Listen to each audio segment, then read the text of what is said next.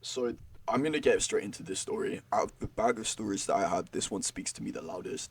When I was 18, I'm 21 now, so this is like 3 years ago.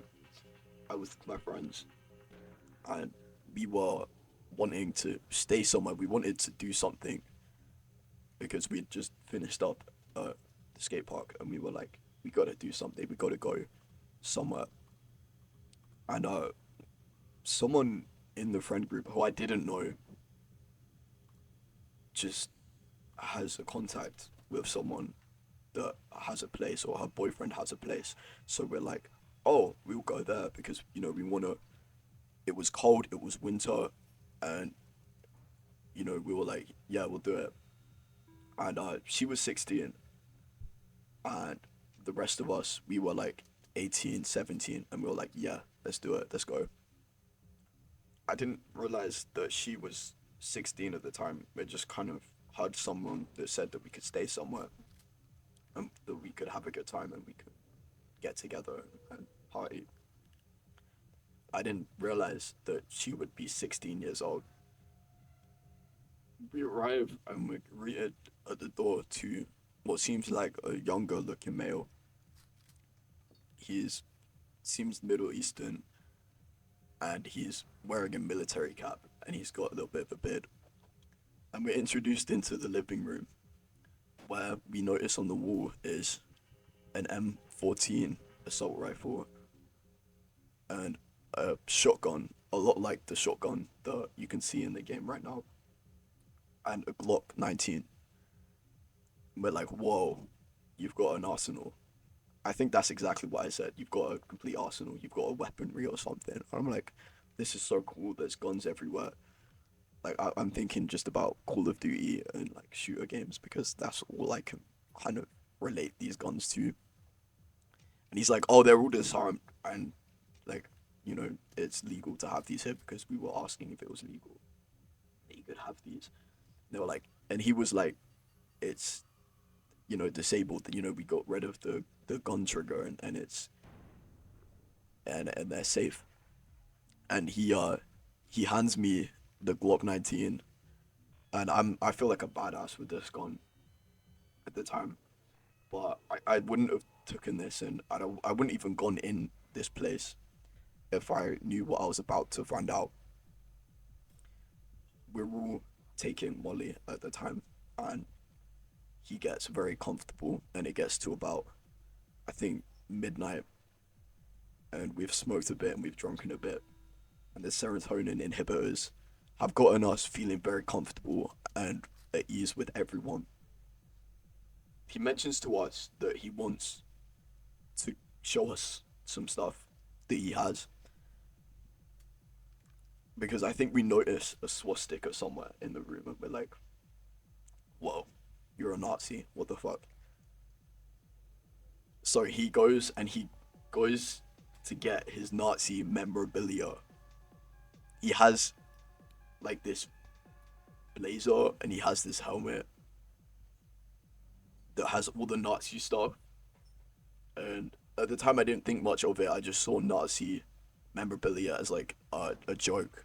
Like I didn't understand why people really hated the Jews and why I didn't really fully understand the depth to anti-Semitism at the time, and I was just like laughing my head off. I think because I was on all this stuff. Like my mind was just in a blur, and I put this stuff on.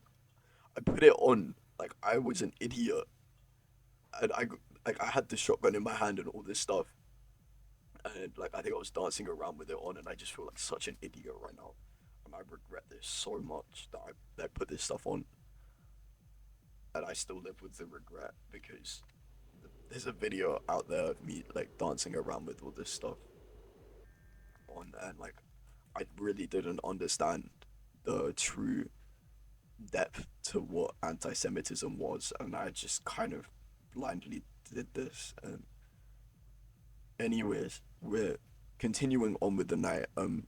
His girlfriend is quite quiet, and she's not really saying much, and she's kind of keeping from the crowd. because we later found out that he was 34. I think around about the Nazi memorabilia. When he brought the Nazi memorabilia out, we kind of asked how old he was, and we found out he was old. We thought he was, we thought that he was not too old, but like, 18, 19. Um, we then realized that girl is 16 and he's 34. And this epiphany struck me, and I was like, we need to get out. That's messed up. We can't be with this person. We can't enable this person to have friends and to literally exist in human life and to exist with people. So I was like, let's go. We need to leave. And my friend Charlie was just starstruck with all this cool stuff, and he just was like, we need to stay. Like, we've got a nice place and we've got weed, and he was like smoking with us, and he was enabling us to take Molly, which was Charlie's vice at the time. I should have put two and two together that there was a Muslim and that there was a young girl, and that's all you need to gather that that person is a manipulator. And I should have called quit way sooner than I should have, and I regret not going and telling someone a lot more sooner, because she can be abused a lot more, and he can make her feel a lot worse for a longer time. But I just I just foresighted it, and I was an idiot. And this was a lot. This was before that I knew that in the Quran it literally mentions and says that you own a woman, and that you like that they are property, and that Muhammad literally married a 13-year-old. I was utterly clueless to any of this, and I still feel kind of guilty for not putting the two and two together a lot sooner. It's like she probably doesn't have any choice over her body or what he does to her, what she wears and where she goes. Like, she has no choice in the matter. She's just there. She's 16. She could live her whole life. She could be out there getting a decent education and finding someone that doesn't do this to her and treat her this way. I'm just with the crowd at this point. All my friends are here, and I'm just like, yeah, I guess we're here now. We're gonna stay the night. And I didn't want to leave because I was gonna stay at my friend's house. That's that was the plan. I didn't have a way home. I was gonna go to my friend's house, but no, we ended up staying at this guy's house, and I was trapped here the entire night. Like, I didn't want to. Like, at the time, I didn't want to be that guy to be like, you shouldn't have friends. This guy has literal guns in his room that could be armed. He could be lying to us about this whole. They're disarmed. Like, I didn't think it was right for us to enable this person to be in our friend group. It's so messed up. And to really put the cherry on the cake right here, we had college the next day. No sleep, no no nothing, no breakfast, no food, just straight college after this all. And I saw this as an opportunity to go and tell the social services of college with my friend about this person and his wrongdoings, and how this girl really just needs to be checked up on. That's not right. She shouldn't be in that situation. It's not okay. And yeah, we got the situation dealt with, and I had no real conclusion to it. I didn't find out what happened. All I know is the police were sent over there, and they did a welfare check, and that was the end of the story. And that's it. That's all I know. Um, I lived out the rest of my college day, and I told everyone what happened, and people saw the video of me dancing around in the Nazi coat and the helmet, and I was kind of poked fun at a little bit, and some people were calling me a Nazi and stuff, and I think it was more or less a joke, but at the end of the day, I'm just glad that we were there so that we were able to signal boost what was happening, and we eventually got a welfare check. I'm not too sure if her parents are involved and that she is okay now, and I really hope that she is. But I genuinely don't understand how this person was allowed to get away with something like this.